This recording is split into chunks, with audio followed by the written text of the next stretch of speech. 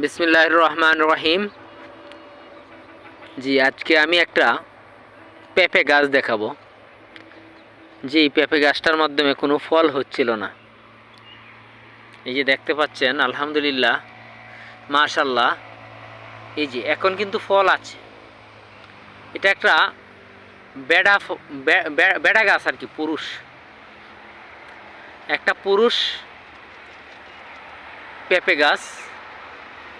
এটা কিন্তু অনেক বড় একটা গাছ, এটার মধ্যে কোনো ফল ছিল না। এই যে দেখতে পাচ্ছেন, অনেক বড় হয়ে গেছে, কোনো ফল ছিল না।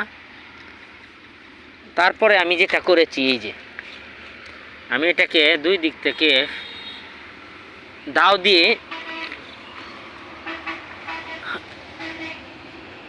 মাঝখান দিয়ে ছিঁড়ে দিই।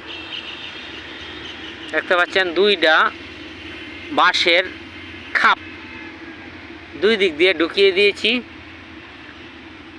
এবং এখন বেশ কিছু ফলন হয়েছে, তাই না? এই যে দেখা যাচ্ছে বেশ কিছু ফলন হয়েছে।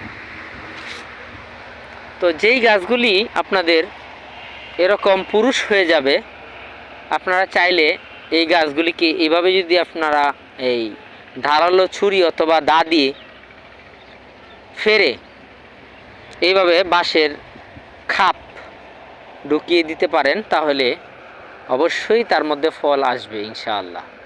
যেহেতু আমার গাছটার মাধ্যমে এসেছে, তাই আমি আশাবাদী যে আপনারাও এরকম ফলন পেতে পারেন।